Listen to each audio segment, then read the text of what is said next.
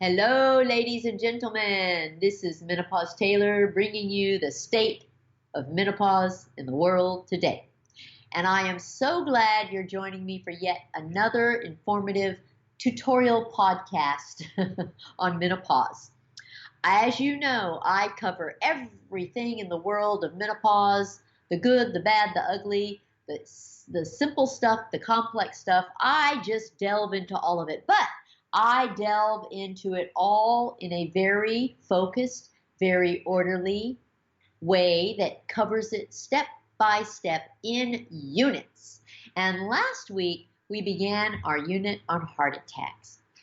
And in that first podcast, I explained why it's so bizarre that women, the media, the medical profession, and society focus so much more on breast cancer when, in fact, heart attacks are much more common and much more deadly.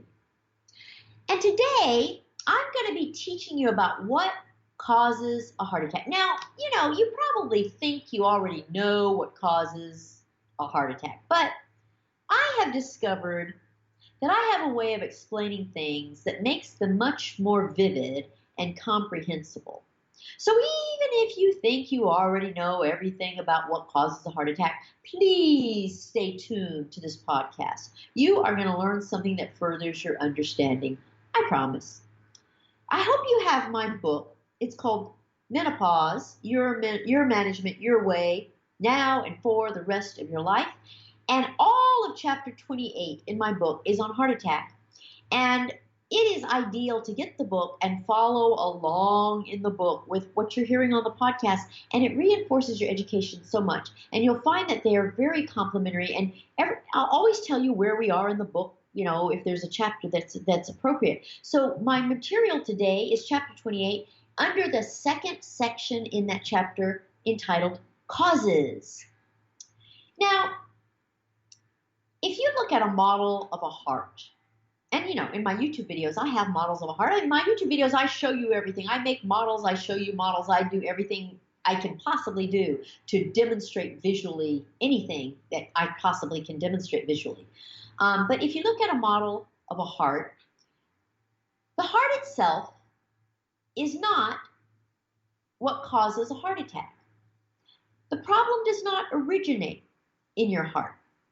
Your heart is just the part of your body that suffers as a result of a problem elsewhere. So if you look at a model of a heart, there are tube-like structures emanating off the heart.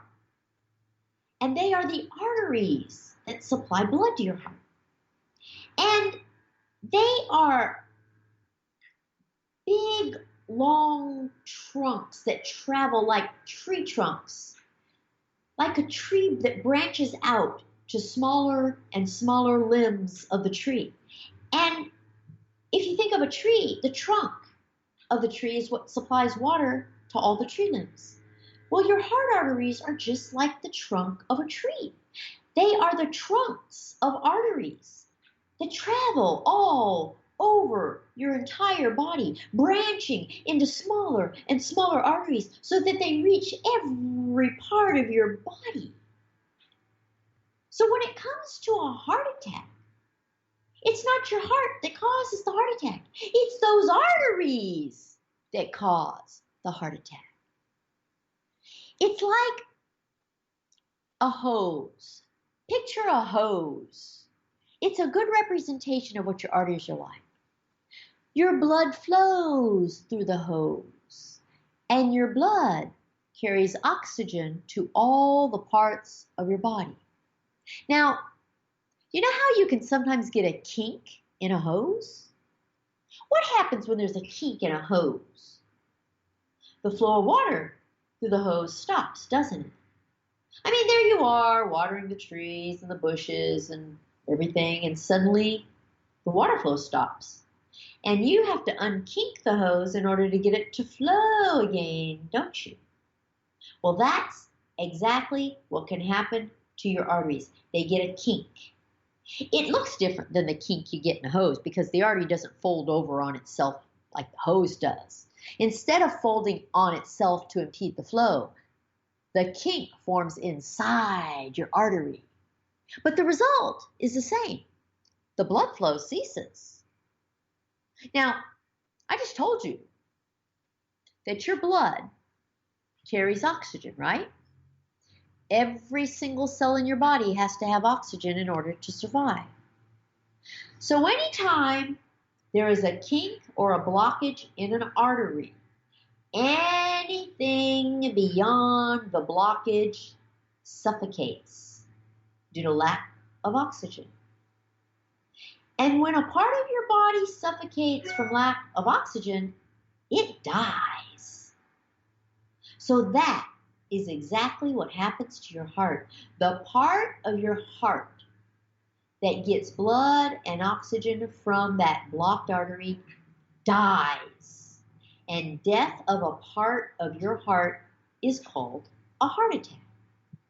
So, you could just think of a heart attack as a blockage in an artery going to your heart. Okay, now let's focus on the inside of an artery.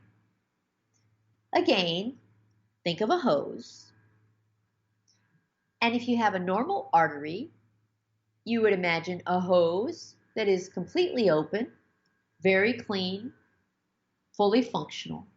And blood flow through an open hose or completely normal artery is swift, unobstructed, and plentiful. Just like when you're watering those plants and bushes, if you turn the water on full blast, it comes pounding out of that hose.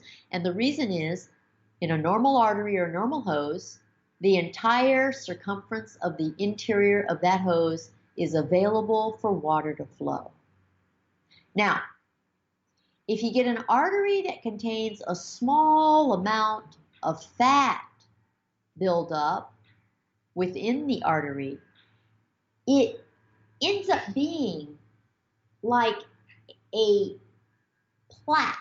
It's an area of the artery that is obstructed, but only a little bit. Most of the artery is still open and available for blood flow. And because it's still open, there's just a little bit less room for water to flow. But the area of the heart beyond the artery will still get enough blood and oxygen to function normally. It's just not as efficient. But as it progresses more, if the buildup of fat within the artery keeps continuing, what happens is more and more of the artery becomes occluded. Imagine an area inside a hose bulging inward into the area of the hose where the water is supposed to flow. And what happens when that occurs is that the blood flow in the artery is only about half of what it was with a completely normal artery. And if that fat buildup just keeps getting worse and worse, it ends up having hardly any opening at all. There's barely enough room for any blood flow. What does that mean? That means that the part of the heart beyond that fat-filled artery is going to suffocate from too little oxygen. It may manage to function to some degree, but it's not going to function normally. And when the artery becomes totally blocked, a heart attack is inevitable. Now, there are many names for all of this. And if you've been listening to my podcasts or watching my YouTube videos, you know me well enough to realize that I care much more about making sure you understand the process than I do about your knowing all the esoteric medical terms for everything. But at the same time, I think it's important for you to recognize the meanings of terms that you do hear. So you're going to hear many terms to describe this phenomenon of blockage in an artery that can cause a heart attack. You're not going to hear it called a kink in a hose like I've described. But that image is what will help you remember this lesson. And I've also been known to describe it as a roadblock. You know, when the road is blocked and traffic grinds to a halt, it depicts the same thing that happens when fat builds up in your arteries. You know, I actually go through life considering all the different ways I can explain things to you. It's just shocking how I get ideas for what I teach you in these podcasts and on my YouTube channel, because ideas come from everywhere. I will see something and you can never imagine what it will mean to me in terms of the opportunity to teach you something. And people who come to my house never know what to expect. My poor housekeeper, I mean, I have so much stuff in my house that is made for props for my YouTube channels. I mean, I have things that I build and things that I've created and things that I've kind of constructed and things that I've bought. A lot of stuff is children's toys and stuff. And my housekeeper will say, "What is that stuff for?" Because, you know, I have no children. She sees all these toys. But I'm using them to demonstrate things on my YouTube channel to make learning easy and fun for you. So that's why I have all this stuff. But most people in the medical profession just use medical terms, and then they expect you to know what they mean. I don't do that to you. Most people fail to realize that while you may have heard a term, you don't necessarily know what it means. So I prefer to assume that you know nothing. And then I find creative ways to explain things so that you never have to wonder about them ever again.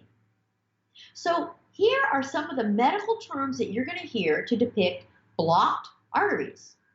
You will hear the term atherosclerosis, hardening of the arteries, cholesterol buildup, lipid buildup, coronary artery disease, which is CAD, cardiovascular disease, which is CVD, myocardial infarction, or MI, and you'll hear heart attack. You know, sometimes with so many different ways to describe one thing, you're left wondering how they differ or if they differ. And I don't want you getting confused unnecessarily.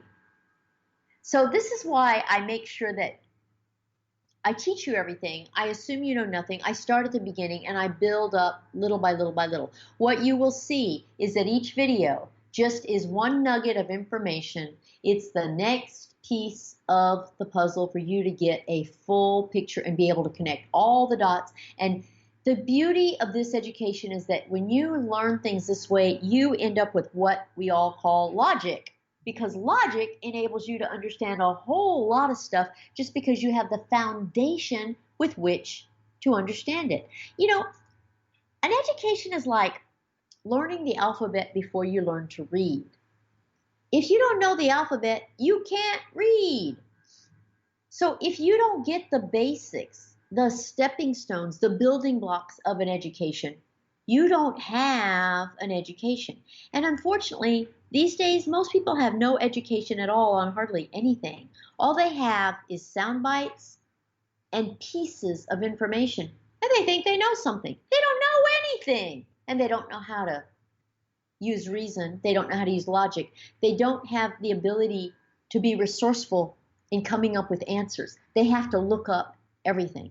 But I'm giving you an education that enables you to logically reason and figure things out and make great decisions because you understand basic principles that underlie everything that I teach you.